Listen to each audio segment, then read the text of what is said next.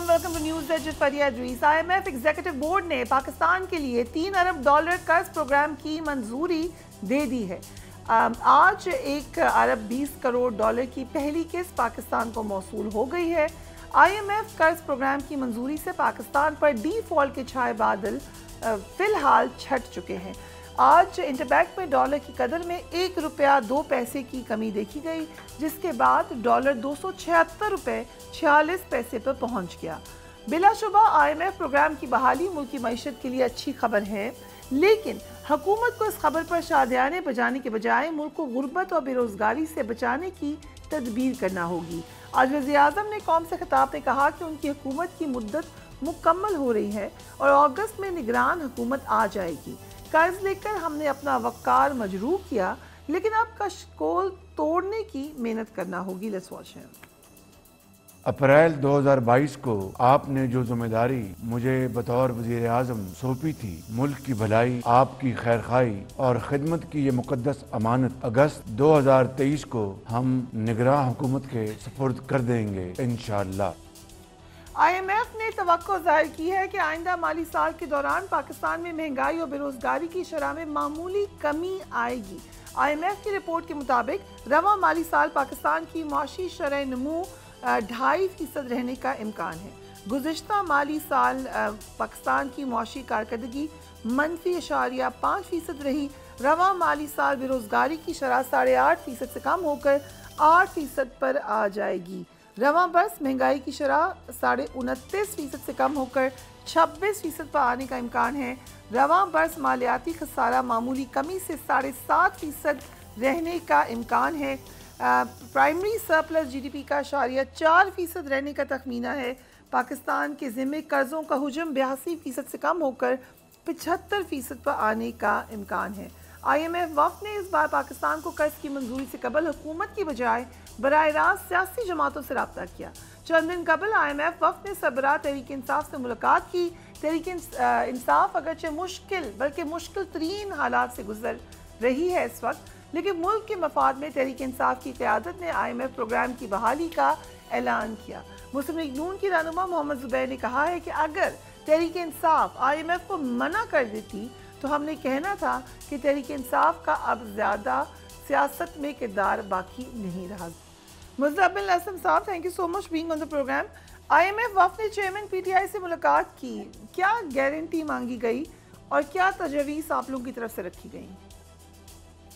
देखें जी, शुक्रिया फरिया सबसे पहले तो। और मुझे ये समझ नहीं आता कि नून लीग वालों को जिस प्रोग्राम के लिए वो इतने तड़प रहे थे, जितनी मेहनतें कर रहे थे, अगर वो इमरान खान की एक मुलाकात से हासिल हो गया तो चले, शुक्रिया नहीं अदा कर सकते तो आप जो है मतलब उल्टी सीधी बातें तो ना करें।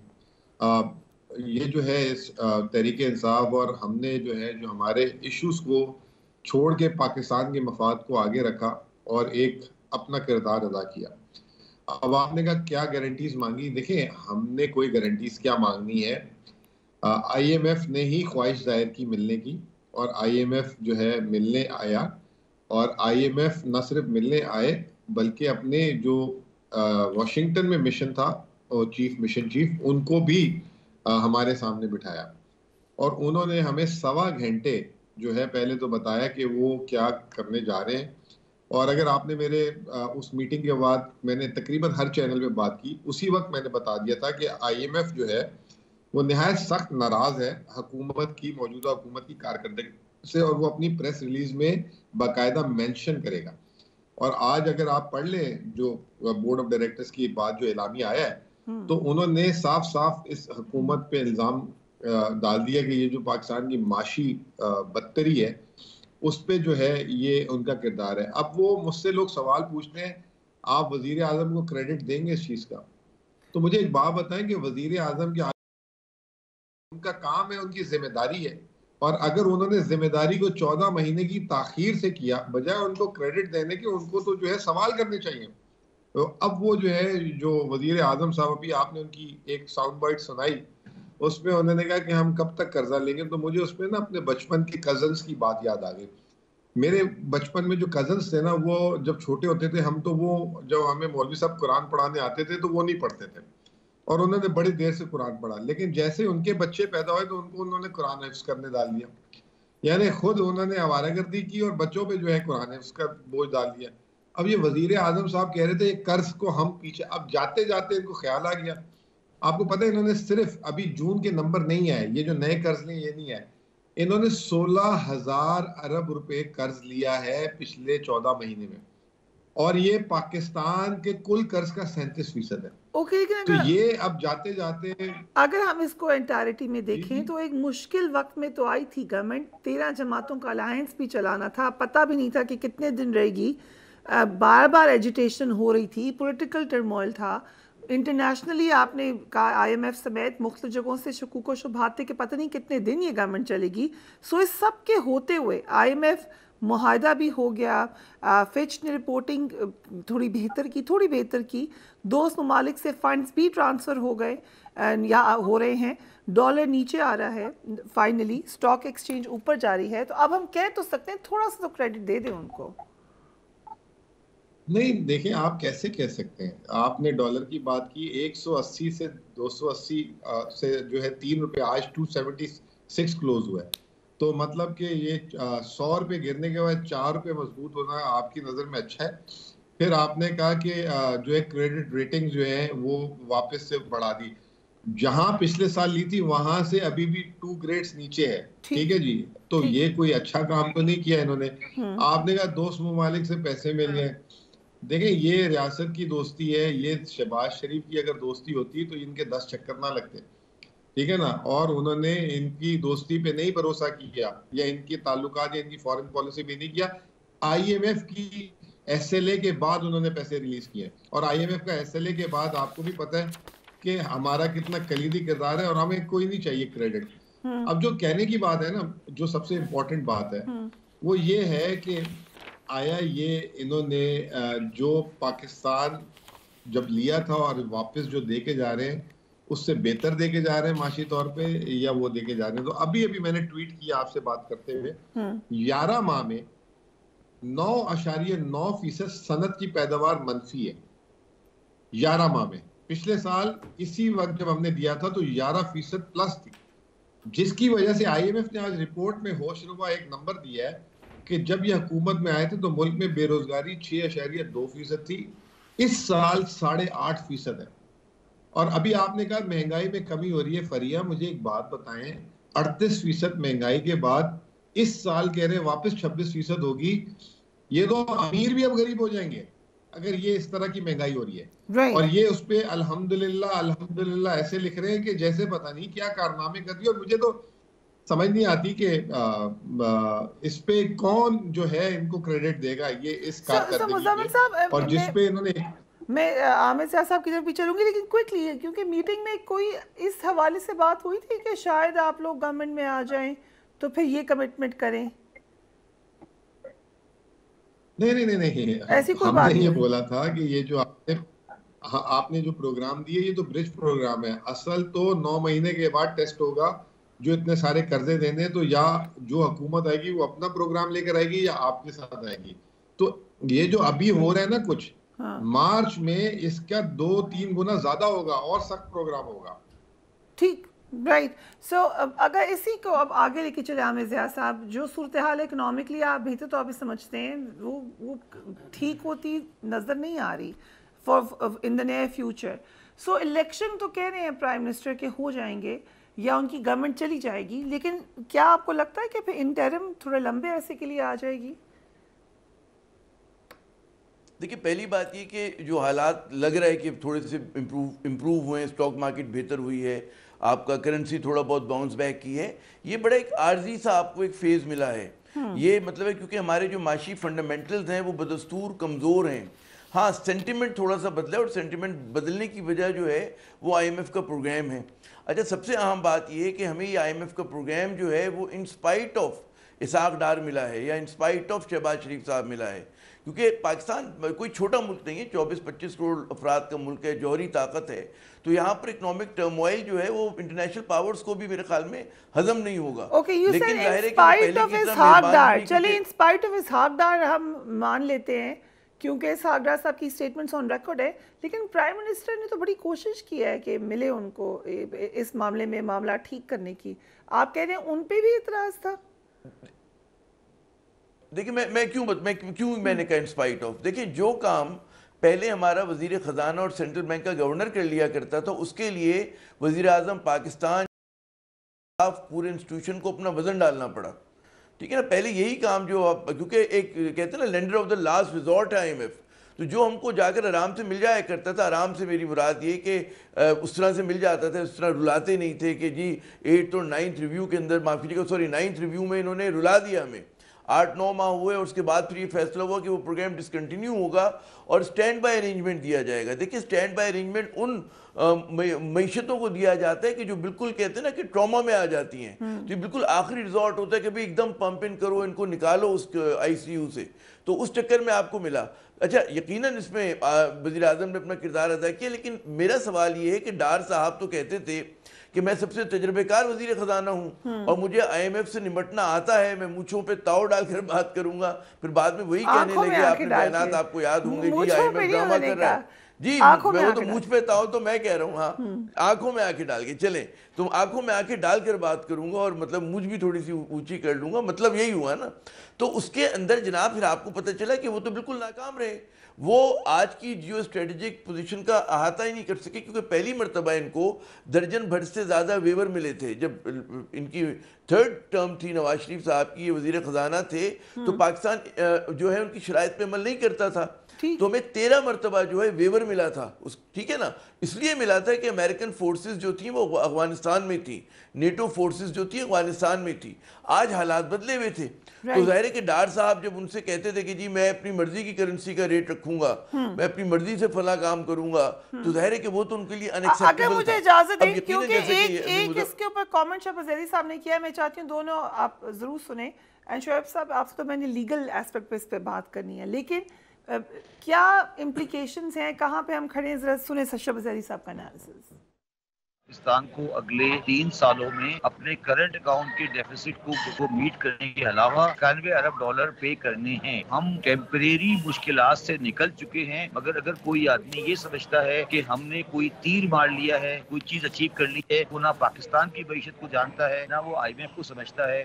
وہ صرف لوگوں کو لال بتی کے پیچھے لگا رہا ہے. اس کا کوئی تعلق پاکستان کے معاشی مستقبل سے نہیں ہے. آپ صرف ٹیمپریری کھڑے سے باہر نکل آئے ہیں، مگر آپ کی پوزیشن تقریباً وہیں کھڑی ہے اس طرف آپ جا رہے تھے، اور آپ کے پاس 91 ارب روپے کا کوئی پلان نہیں ہے آج. سو فرسٹ مزمل صاحب، آپ ایگری کرتے ہیں اس بات سے؟ دیکھیں شبر صاحب تھوڑے سے پیسے میں زیادہ ہیں اور ایسی بات نہیں ہے. دیکھیں میں تو سمپل سی جی بالکل پلان ہے، اور آپ کو ایک چھوٹی سی اگزامپل دے دیتا ہوں ود ان فیو سیکنڈس. آج اسحاق ڈار اور جو شہباز شریف صاحب نے کہا کہ ہمیں ایک دن میں 4.2 ارب ڈالر آ گیا، 2 ارب سعودی عرب سے، 1 ارب UAE سے، 1.5 ارب 1.2 جو ہے چائنا سے، یہ IMF سے آ گیا. دیکھیں بات یہ کہ 4.2 بلین یہ ہم سب کا ایگریمنٹ ہے نا، قرض ہے یہ، لیکن انہوں نے ایک سال میں صرف 8.5 ارب ڈالر کا ریمیٹنسز اور ایکسپورٹس میں لاس کر دیا. امیجن کہ اگر جہاں PTI نے چھوڑا تو اس سے بہتر کرنا چاہیے تھا، اگر وہ بھی مینٹین کر لیتے تو 8.5 ارب ڈالر ہمیں مل جاتے. تو شبر زیدی صاحب کو یہ انکارپوریٹ کرنی چاہیے چیزیں کہ ان کی نالائکی کی وجہ سے پاکستان نے بہت زیادہ نقصان کیا ہے. یہ نقصان اگر نہ کرتے ہم تو ہماری پوزیشن بہت بہتر ہوتی. تو اور پوٹینشیل تو اس سے بہت زیادہ کیا ہے، ڈبل ٹرپل کیا ہے، ہم اپنے پوٹینشیل کو یوز ہی نہیں کرتے. ہم اپنے پوٹینشیل کو نیگیٹیوزم میں پہلے کہتے تھے کہ جی میثاق جمہوریت کرو، ان کے بغیر ہم نے میثاق کروا دیا، IMF کے تھرو کام کر دیا، اب ان کو اس میں بھی تکلیف ہو رہی ہے. تو اس ملک میں ہم جب تک لیگ پولنگ نہیں چھوڑیں گے نا تو آگے نہیں نکل سکتے. اور وہی کام کبھی ہمارے شبر بھائی. اوکے سو جو کوسچن میں نے عامر صاحب سے بھی کیا، I'll bring it to you Shoaib صاحب، کیونکہ ہم نے ایک دیکھ لیا بھی کہ ہسٹری میں چلا گیا ہے کہ خیبر پختونخوا پنجاب میں 90 دن میں الیکشنز نہیں ہوئے. کیا اس کو فالو کیا جا سکتا ہے وفاق کے اندر بھی کہ ایک لمبا انٹرم سیٹ اپ آ جائے؟ دیکھیں پہلی بات تو یہ ہے کہ اس موجودہ حکومت سے یا PDM کی اتحادی جماعتوں سے تو کوئی اچھائی کی توقع نہیں ہے. جس لوٹاکریسی کے ذریعے انہوں نے وفاق کی حکومت لی، 2 صوبوں میں اس وقت غیر آئینی حکومتیں بیٹھی ہوئی ہیں نامنیز ان کے بیٹھے ہوئے ہیں جو ہیومن رائٹس وائلیشن ہو رہی ہے اس کو ہم for the time being side پہ کر دیں. پھر انہوں نے جو جرم کیا وہ کشمیر میں جو اکثریت کو اقلیت میں بدل دیا. اور آج جو بلیک ڈے ہے گلگت بلتستان میں 24 سیٹوں والی پی ٹی آئی کو ہٹا کے سارے مل کے جن کی 9 سیٹس تھیں وہ اقتدار میں بیٹھے ہوئے ہیں. یہ ہے ہمارے جمہوریت کے اوپر یقین. یہ کہتے ہیں نا آئیں معاشے مساق جمہوریت کریں یا مساق معیشت کریں.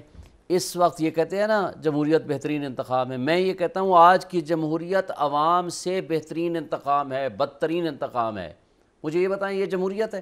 کیا یہ آپ جس طرح لوگوں کو پکڑ دھکڑ کر رہے ہیں, جو لوگوں کو اٹھا رہے ہیں, کسی کو آج آپ کے پروگرام میں چیئرمین پی ٹی آئی کا کوئی نام نہیں لے سکتا, اس کی تصویر نہیں چلا سکتا, اس کی کوئی تصویر نہیں آپ دکھا سکتے. یہ آزاد میڈیا ہے آپ کا. اس کو ہم کہتے ہیں کہ ہمارے ملک میں آئینی اور بنیادی حقوق جو ہیں وہ پورے کے پورے چل رہے ہیں. ہم فری اینڈ فیئر الیکشن کا پروسیس دے رہے ہیں. اس میں it's entirely possible کہ ایک لمبا انٹرم سیٹ اپ آ جائے. پری پول ریگنگ تو پرووڈ ہے نا, جو آج بھی یہ اصلاحات کے لیے بیٹھے ہوئے ہیں. پی ٹی ایم کی جماعتیں آج جو بیٹھی ہوئی تھی, کل بیٹھی تھی, پرسوں بیٹھی تھی, وہ ان سے پوچھو کہ تمہارے ہوتے ہوئے لوگوں کے گھروں میں چادر چار دیواری کا تحفظ ہے؟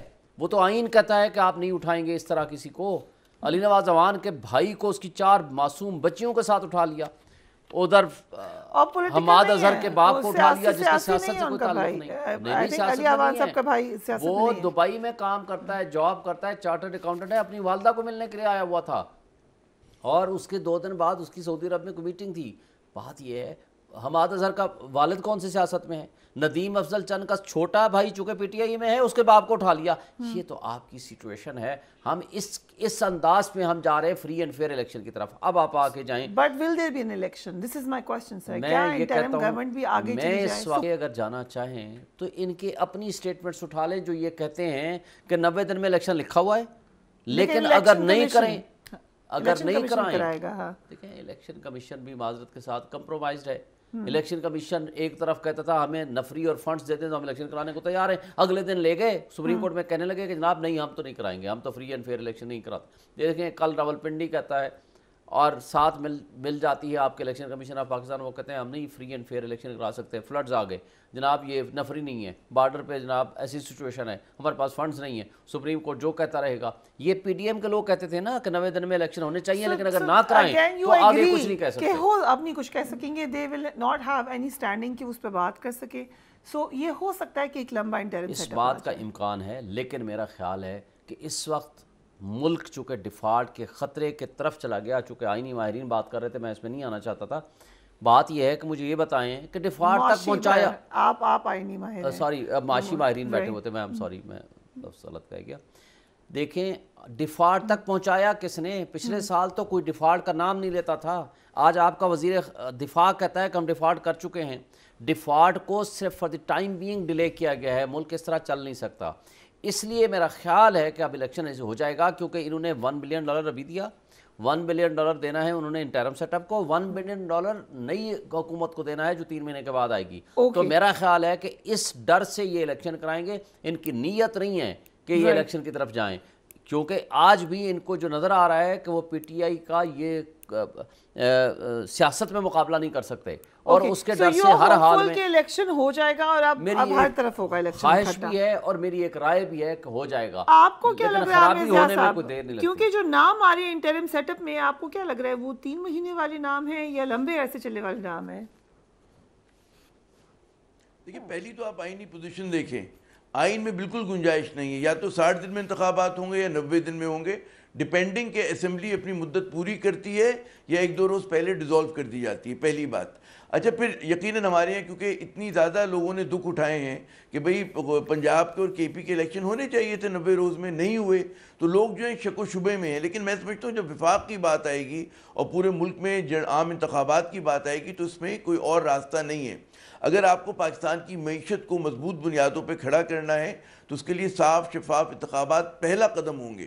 اچھا بہت سارے لوگ یہ قیاس آرائی کر رہے ہیں فریہ, جو آپ جس اس تناظر میں بات کر رہی ہیں, کہ آپ کو کیئر ٹیکر سیٹ اپ میں جو نام ہوں گے ان کو دیکھ کر اندازہ ہوگا کہ یہ 3 ماہ کے لیے آئے ہیں یا وہ 6 ماہ یا سال یا اس سے زیادہ کے لیے آئے ہیں. اچھا ایک اور بھی خیال ہے, میں اسپیکولیشن ہی کی اگر بات کروں, بعض لوگ یہ بھی کہہ رہے ہیں کہ جی جو 4-5 منسٹریز ایسی ہوں گی کہ جن کا تعلق معیشت سے براہ راست ہوگا. فائنینس کی منسٹری ہوگی, انرجی کی ہوگی, پرائیویٹائزیشن کی ہوگی, industry, commerce.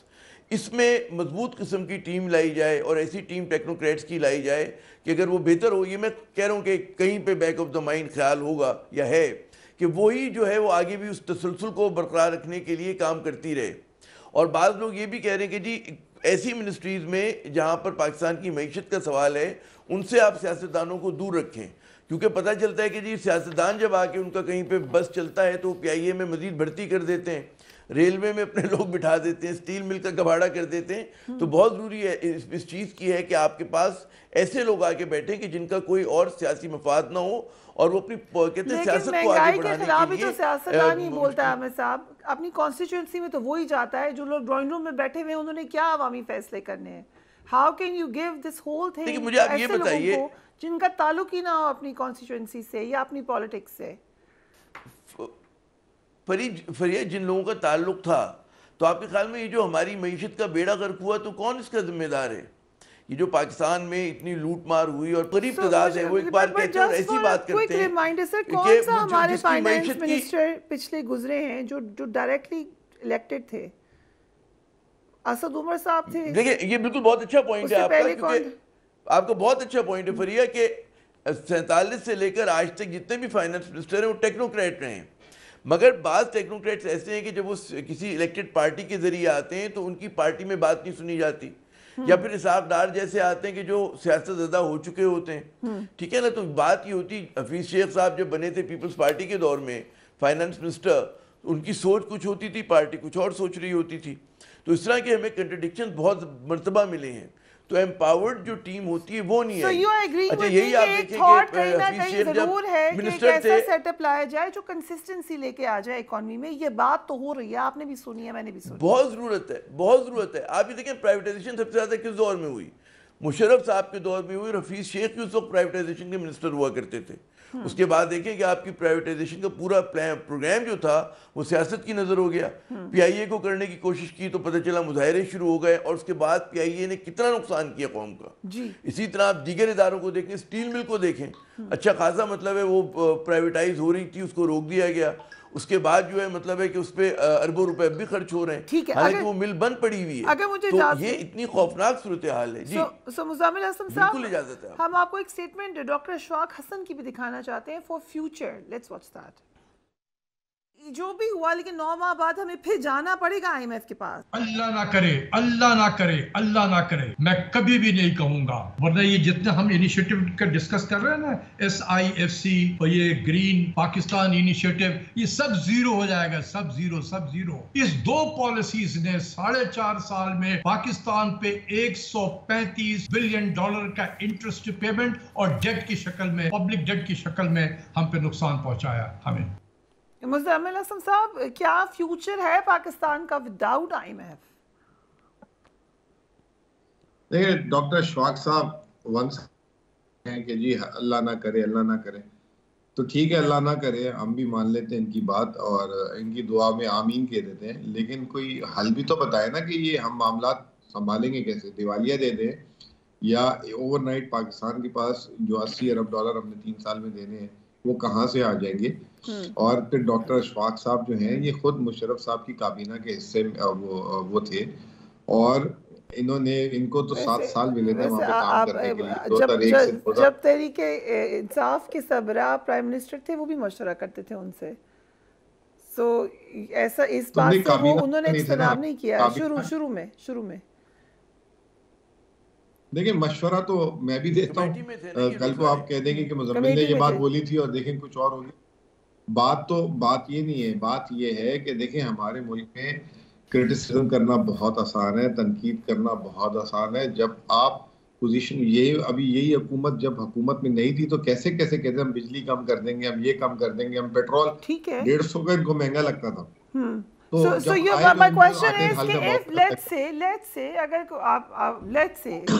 P T I کی گورنمنٹ ہو تو وہ یہ سمجھتی ہے کہ آئی ایم ایف میں جانا ہی جانا ہے. دیکھیں ابھی جو پی ٹی آئی کی گورنمنٹ, ہم نے آپ کو پہلے بھی بتایا کہ ہم نے کچھ پلانز بنائے ہیں. اب ہم جو ہے ایک مکس پلان کے ساتھ جو ہے آئیں گے جس میں ہم اپنی ریسورسز خود جنریٹ کریں گے اور مین وائل ہم دنیا کو دکھانے کے لیے کہ ہم فسکل ڈسپلن میں ہیں ہم آئی ایم ایف پروگرام لوں گے. ابھی لاسٹ پروگرام بھی جو تھا جو پی ٹی آئی نے لیا تھا, کین یو امیجن کہ $6 ارب کے پروگرام میں صرف $3 ارب ہم نے آئی ایم ایف سے لیے تھے. ہم نے اپنی ریمیٹنسز 19 سے 31 کر دی, ایکسپورٹ 24 سے 32 ارب ڈالر کر دی. ہم نے اپنی ڈالر ارننگ بڑھا رہے تھے, اپنی کیپیسٹی بلڈنگ بڑھا رہے تھے, لیکن انہوں نے آگے 14 مہینے میں سب ریورس کر دیا. اب اتنا ریورس کرنے کے بعد آپ یہ کہیں کہ اگر پی ٹی آئی حکومت میں آ جاتی ہے اور اگلا پروگرام نہ لے تو یہ کیسے جسٹیفائی کرتی ہیں؟ مطلب ایک آدمی کو ٹائیفائڈ ہو اور وہ اس کے لنگس تک پھیل جائے تو آپ یہ کہیں کہ جی بغیر ڈاکٹر پہ جائے جو ہے صحیح ہو جائے یہ بندہ, تو کیسے ہو سکتا ہے؟ تو you need to give some grace period first. اگر یہ پی ٹی آئی کی حکومت پورے 5 سال کر لیتی اور اس 5 سال کے بعد واپس اگر آئی ایم ایف میں جانا پڑتا تو آپ انگلی اٹھا سکتی تھی کہ عمران خان نے بولا تھا کہ میں خودکشی کر لوں گا, کیونکہ اس کو جب دیا ہی اس پوائنٹ پہ اور اس کے بعد اس نے صحیح نہیں کیا کرتا تو آپ اس پہ بات کرتے. تو یہ ہمیں تھوڑا سا گریس دینا چاہیے, grace period to the politicians, اور جو ہے اس طرح سے نہیں کرنا چاہیے جس طرح ابھی شبر صاحب نے کہہ دیا پاکستان کا کچھ نہیں ہونا, اشفاق صاحب کہہ رہے ہیں اللہ نہ کرے اللہ نہ کرے. بھائی تو پھر آپ لوگ بتائیں بھی تو صحیح کہ کرنا کیا ہے, کرنے کا کچھ بتاتے نہیں ہیں. یہی کوشچن ہے کہ کرنا کیا ہے. دس از the most important question. Muzammil صاحب thank you so much for joining اس. ہم بریک لیتے ہیں, اس کے بعد جو معاملات ہیں خاص طور پہ تحریک انصاف کے چیئرمین کو لیگلی طور پر شعیب صاحب اس پہ روشنی ڈالیں گے. We will talk about it right after break.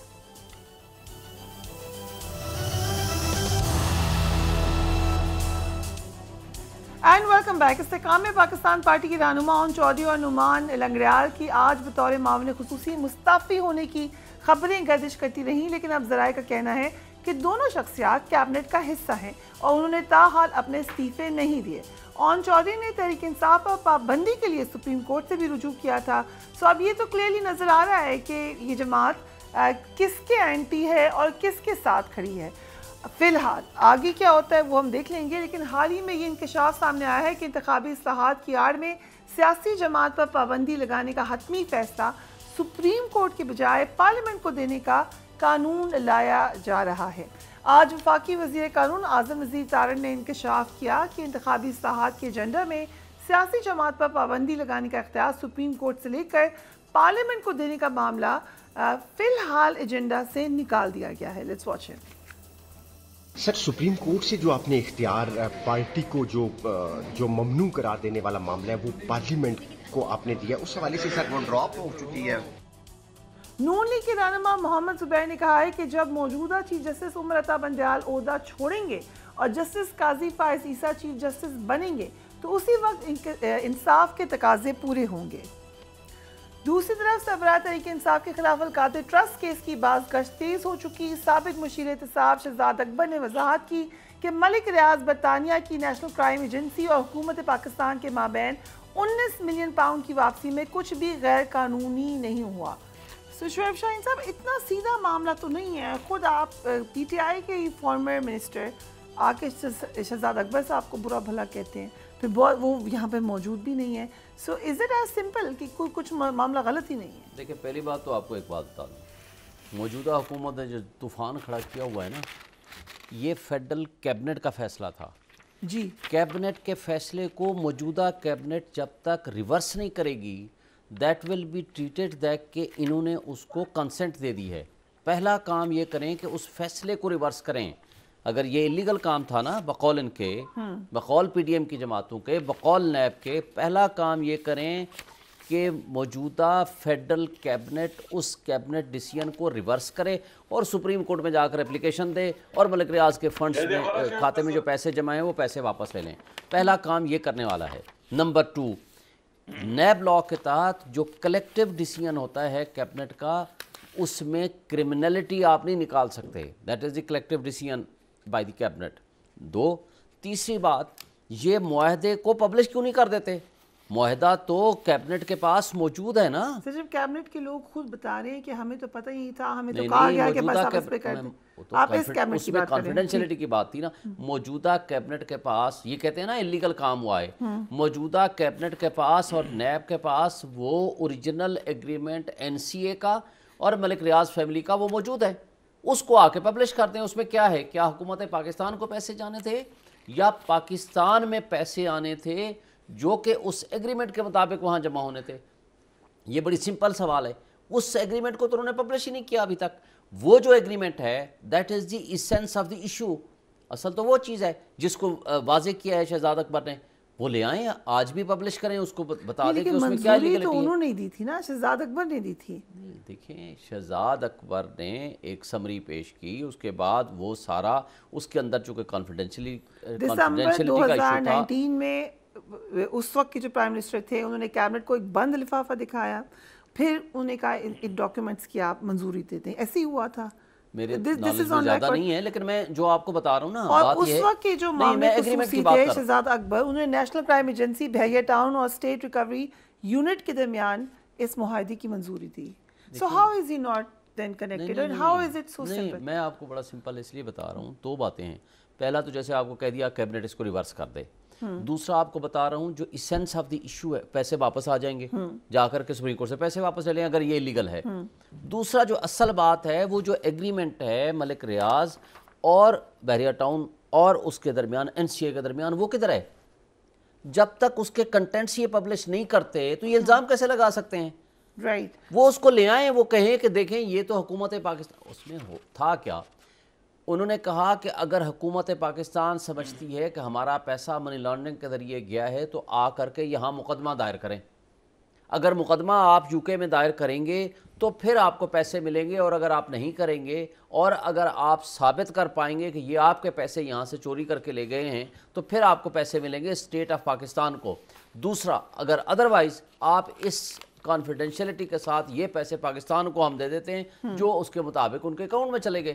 اب بات یہ ہے کہ اگر اس میں انلیگلٹی ہے تو آج یہ پیسے ریکور کر لیں. دوسری بات وہ اس ایگریمنٹ کو پبلش کر دیں. یہ بڑی سمپل باتیں ہیں, آپ اس کو کیوں چھپاتے ہیں؟ پھر آپ کیبنٹ والے اس کو ریورس کیوں نہیں کرتے اس فیصلے کو؟ رائٹ. لیکن اس میں گرفتاری ہو سکتی ہے خان صاحب کی. دیکھیں میرا نہیں خیال, باقی تو کرنے میں تو کچھ بھی کر سکتے ہیں. اس میں بیل پہ پہلی بات ہے بیل میں ہیں وہ, let the court has to decide, اور وہ کوآپریٹ کر رہے ہیں. انہوں نے سارا ریکارڈ جو کچھ ان کے پاس تھا وہ ان کو دے دیا. ان کے پاس جو ریکارڈ تھا انہوں نے ایکسیس کر لی, تمام منسٹرز کو بلا لیا اس وقت کے, سب نے اپنی سٹیٹمنٹس دے دی. اس میں کسی قسم کا کوئی ابہام نہیں ہے اس کیس میں. Right. So Mahmood Jan Baba Sahib, thank you so much for being on the programme. ذرا اب سے خیبر پختونخوا کے حالات بھی پوچھیں, کیا کمپیریزن ہے؟ ہم پنجاب میں ہم نے پی ٹی آئی کو ڈسمینٹل ہوتے دیکھا, لیکن خیبر پختونخوا میں اگرچہ خٹک صاحب بڑے ٹال کلیمز کر رہے ہیں, انہوں نے کہا کہ میرے ساتھ حلقے میں لڑ لیں آ کے پی ٹی آئی کے چیئرمین, لیکن کیا وجہ کیا ہے کہ اس طریقے سے ہم نے لوگوں کو چھوڑتے ہوئے نہیں دیکھا پی ٹی آئی کو؟ جی ہاں شکریہ. بات یہ ہے کہ یہاں پہ صورتحال تھوڑی سی ڈفرینٹ ہے. یہاں پہ ہمارے ہاں ایک روایتی مسئلہ ہے کہ جب کسی کو چھوڑ کے جاتے ہیں تو اس کے لیے کوئی بہت بڑی وجہ ہونی چاہیے, اور جب بندہ مشکل میں ہو تو اس کو چھوڑتے ہوئے شرم آتی ہے. تو میں نے جتنے بھی لوگوں سے بات ہوئی ہے تو ایک تو ان کو کوئی ایسا الٹرنیٹ نہیں مل رہا کہ جس کی وجہ سے فوری طور پہ ان کو کوئی فائدہ نظر آئے, اور اگر وہ فائدہ اتنا بڑا بھی ہو کہ وہ پی ٹی آئی کے کارکن کے ووٹ کو بھی چھوڑ کے چلا جائے اور پارٹی کو بھی چھوڑ کے چلا جائے اور لوگوں کی باتیں بھی سنتا رہے کہ عین وقت پہ اس نے پارٹی چھوڑ دی جب پارٹی مشکل میں تھی. تو یہ دو تین چیزیں ہیں کہ لوگ اسے کنسیڈر کر کے اپنی جگہ پہ اس وقت موجود ہیں. ان پہ مشکلات ہیں, وہ مشکلات کا ذکر بھی کرتے ہیں, وہ اپنے گھر پہ پڑھنے والے چھاپوں کا بھی ذکر کرتے ہیں. اس کے علاوہ وہ اپنے حوالے سے پریشر کی بھی بات کرتے ہیں. لیکن اس لیے بہت بڑی تعداد میں لوگ نہیں جا رہے کہ میں نے آپ کو 2-3 ریزنز بتائیں کہ ان کے پاس اس وقت خیبر پختونخوا کی حد تک ایسا کوئی بڑا آپشن نہیں ہے ان کے سامنے کہ جس کو وہ جوائن کریں اور ان کو اسی طرح فائدہ ہو جیسا کہ 2018 میں کچھ لوگوں کو یعنی خود پی ٹی آئی میں آتے ہوئے ہوا تھا. اس وقت ایسی کوئی صورتحال نہیں ہے. پرویز خٹک صاحب تھے, پرویز خٹک صاحب کے حوالے سے یہ ایک سٹوری آئی تھی اور لوگ اس پہ یقین بھی کر رہے تھے کہ ماضی میں انہوں نے 10 سال میں بہت اچھے طریقے سے کھیل کھیلا, لیکن اب میرا خیال ہے کہ بہت کچھ بدلا ہوا ہے. پرویز خٹک صاحب اکیلے اتنے زیادہ اسٹرانگ ثابت نہیں ہو رہے جتنا کہ وہ پارٹی کے اندر تھے. کچھ لوگوں نے آپ سے بھی ڈسکس کیا ہوگا جن کو کالز کر رہے ہیں خٹک صاحب, وہ کیونکہ کھل کے بھی بات کی جاتی ہے خیبر پختونخوا میں. میرے خیال سے سیاست میں فرق یہ ہے پنجاب کی سیاست میں اور خیبر پختونخوا میں کہ لوگ کھل کے بات بتا دیتے ہیں, کچھ چھپاتے نہیں ہیں. سو ایک طرف میں بالکل ٹھیک کا آپشن کی بات ہے. دوسری بات یہ بھی کہی جا رہی ہے کہ کیا ہم اب یہ اخذ کر سکتے ہیں کہ اس وقت پرویز خٹک صاحب جو سمجھا جا رہا تھا کیونکہ ظاہر ہے وہ فارمر چیف منسٹر ہیں, دوبارہ ان کے چیف منسٹر ہونے کے بعد 2/3 ملی خیبر پختونخوا میں پی ٹی آئی کو, لیکن جو ان کی اسٹرینتھ سمجھی جا رہی تھی وہ نہیں ثابت ہوئی ہے. میرا خیال آپ دیکھیں نا, اس وقت پرسٹک صاحب کے پاس توڑنے کے لیے میدان کون سا ہے؟ وہ پی ٹی آئی سے لوگ توڑیں گے, یا وہ جمعیت علماء اسلام سے, یا عوامی نیشنل پارٹی سے. باقی پارٹیوں کے لوگ تو اس کے پاس آ نہیں رہے. پی ٹی آئی کے اندر سے کوئی انہیں جوائن نہیں کر رہا. اتنی بڑی تعداد میں ابھی تک جو خبریں ہیں, جو ہماری بات چیت ہوئی ہے, اور ان لوگوں سے بھی بات چیت ہوئی ہے جن کے ساتھ ان کے رابطے ہیں, ان میں سے بھی کچھ لوگوں سے بات ہوئی ہے, تو انہوں نے کہا کہ ایک ایسے وقت میں ہم پارٹی کو اس حالت میں جب چھوڑ کے جائیں گے تو ہمارے پاس کوئی ویلڈ ریزن ہونا چاہیے. یہ سختی ہے, یہ گزر جائے گی, لیکن ہم وہی پختونولی کا ایک کوڈ آف یہاں کا ہے نا, ایتھکس ہے, کہ اس میں وہ لوگ جب چھوڑ کے جاتے ہیں تو ان کو یہ احساس ہوتا ہے کہ لوگ آئندہ نسلوں کو بھی یہ یاد دلائیں گے کہ فلاں شخص جو ہے وہ مشکل میں چھوڑ کے چلا گیا تھا.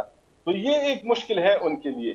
دوسری بات یہ کہ پرسٹک صاحب بھی ابھی تک لوگوں کو اتنا کنونس نہیں کر پائے کہ ان کے پاس کیا ہے جو لوگوں کو وہ آفر کریں. سنا ہے انہوں نے گارنٹی دی ہے کہ میں جیت جاؤں گا, آپ بھی جیت جائیں گے, ایسی بھی بات ہوئی ہے بات کرتے وقت؟ میرا خیال ہے کہ اگر وہ اپنے حلقے تک جیت جائیں تو یہ تو میرے خیال میں یہ ممکن ہے, کیونکہ میں ان کے حلقے میں کچھ وقت میں نے ابھی پچھلے دنوں ہی گزارا ہے. اس حلقے میں ہر شخص ان کو جانتا ہے, لیکن ایک بات اور بھی ہے کہ وہ حلقہ اس وقت پورا کا پورا تقسیم ہے. ایک طرف پرسٹک ہے اور ایک طرف پی ٹی آئی کا کارکن ہے, تو وہ دونوں برابر ہیں, وہ 50-50 ہیں. اس میں آپ یہ نہیں کہہ سکتے کہ کون جیتے گا. اگر وہ ان کے سامنے کھڑے ہو گئے تو پرسٹک صاحب کے لیے مشکل ہو سکتی ہے, کیونکہ ایک تو ان کے سامنے اپنا پی ٹی آئی کا وہ ورکر جو کہ پچھلے حکومتوں میں یہ جو انتخابات میں انہیں ووٹ دیتا رہا ہے, وہ بھی ان کے سامنے کھڑا ہوگا. اور جتنی بھی ایسی پارٹیاں ہیں, مسلم لیگ وہاں پہ ہے, اس کے علاوہ پیپلز پارٹی کے بھی کچھ ووٹ ہیں وہاں پہ, ان کے فارمر منسٹرز وہاں پہ رہے, جمعیت علماء اسلام کا وہاں پہ ہولڈ ہے, اس کے علاوہ باقی جماعت اسلامی کے بھی وہاں پہ ووٹ ہیں, اور عوامی نیشنل پارٹی کے ووٹ ہیں, کافی زیادہ ووٹ ہیں. تو اگر وہ سب تقسیم ہو کے ان کے سامنے کھڑے ہوتے ہیں تو پھر یہ بڑی انٹرسٹنگ صورتحال آپ بتا رہے ہیں پختونخوا کی. محمود صاحب, جس وقت پرویز خٹک صاحب نے پریس کانفرنس کی تھی, اسد کیسر بھی ان کے ساتھ موجود تھے, اور ہمیں اب تو پتہ ہے آن ریکارڈ کیسر صاحب کو بڑی بہت معاملات پہ شکایت تھی, فواد چودھری صاحب سے تھیں اور لوگوں سے تھیں. اس وقت وہ کدھر ہیں, کس کے ساتھ ہیں؟ صاحب کہیں بھی نظر نہیں آ رہے. میں آپ کو بتاؤں کہ یہاں پر پی ٹی آئی کی قیادت جو ہے اس کی ایک بڑی تعداد یا تو وہ سلیپنگ موڈ میں چلی گئی ہے. ان کے سامنے 2-3 باتیں ایسی ہیں کہ وہ فوری طور پہ کہیں موو نہیں کر سکتے. ایک تو کوئی ایسی پارٹی نہیں ہے جو انہیں افورڈ کر سکے, یہ وہاں پہ جا سکیں.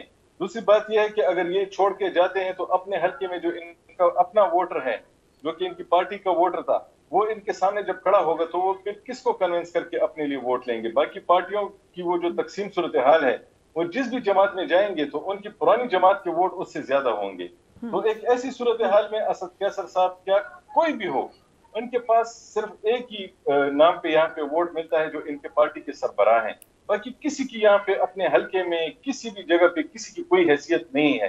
اس لیے وہ لوگ جا بھی نہیں رہے. ان کو یہ معلوم ہے کہ اگر وہ کہیں بھی جائیں گے تو انہیں وہ عزت نہیں ملے گی جو کہ یہاں ملی تھی. تو اس سے ان کے نہ جانے کی وجوہات میں یہ بات بھی شامل ہے کہ ان کے سامنے وہی لوگ کھڑے ہوں گے جو ان کے ساتھ کھڑے تھے. آئی تھنک عامر ضیاء صاحب اس میں ایڈ کرنا چاہے تھے, آپ اسد کیسر صاحب کے حوالے سے کہنا چاہے تھے Aamir Zia Sahib, and you can also analyse کہ خیبر پختونخوا ورسز پنجاب کیسے دیکھتے ہیں آپ پی ٹی آئی کو.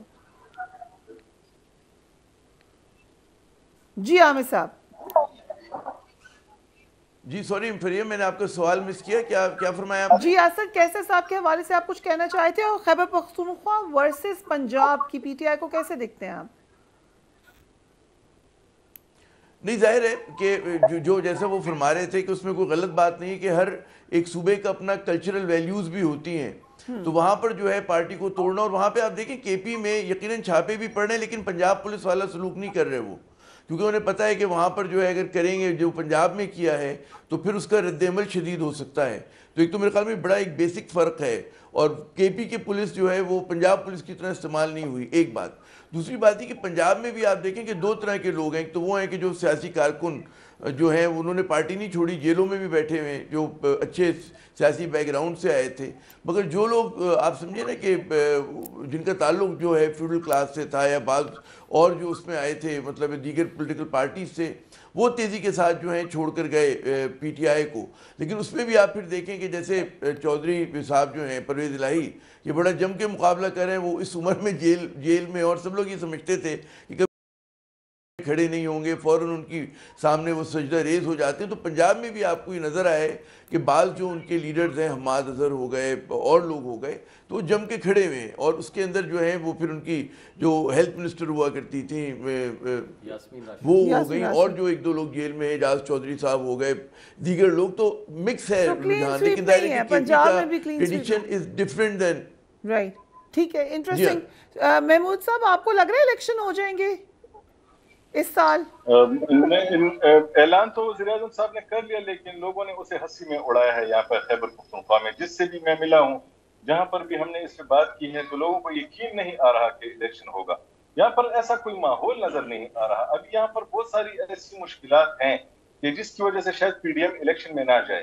اس کے لیے ابھی میدان اتنا صاف نہیں ہے، ووٹر اس کے پاس اتنا زیادہ شاید نہیں ہے کہ جب تک وہ مکمل طور پہ ملیں گے نہیں آپس میں، وہ الیکشن نہیں جیت سکتے. اور اس وقت وہ آپس میں دست و گریبان ہیں. آپ دیکھیں گورنر ہاؤس جو ہے وہ اس وقت ایک وہ پاور ہاؤس ہے وہاں یہاں کا، تو وہ مولانا فضل الرحمان صاحب کے پاس ہے. اور پی ڈی ایم کی جتنی باقی جماعتیں ہیں وہ سب کے سب اس کے سامنے کھڑی ہیں، اور وہ باہر کھڑے ہو کے ان کے خلاف نعرے بازی کر رہی ہیں. تو پی ڈی ایم کے لیے مشکل صورتحال ہے، کیونکہ مولانا صاحب کو یہ حصہ دے کہ باقی لوگوں کو انسیکیور کر دیا گیا ہے.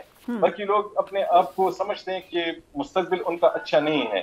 یہ دوسری بات ہے کہ ان کے حوالے سے بھی یہ کہا جا رہا ہے، مختلف پارٹیاں یہ دعوے کر رہی ہیں کہ وہ اس بار 25 سیٹیں نکال لیں گے، اس بار وہ 30 سیٹیں نکال لیں، اور 30 جب نکالیں گے باقیوں کو ملا کے وہ حکومت بنا لیں گے.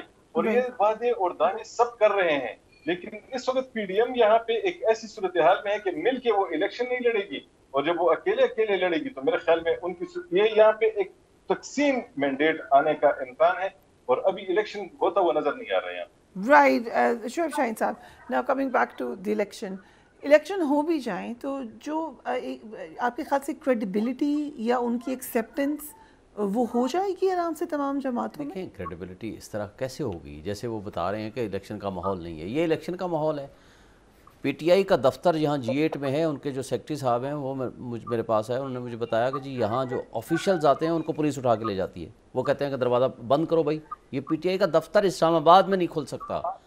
لاہور میں اسی طرح انہوں نے وہاں کئی دفعہ چھاپے مار کر انہوں نے کہا توڑ پھوڑ کر کے چلے گئے.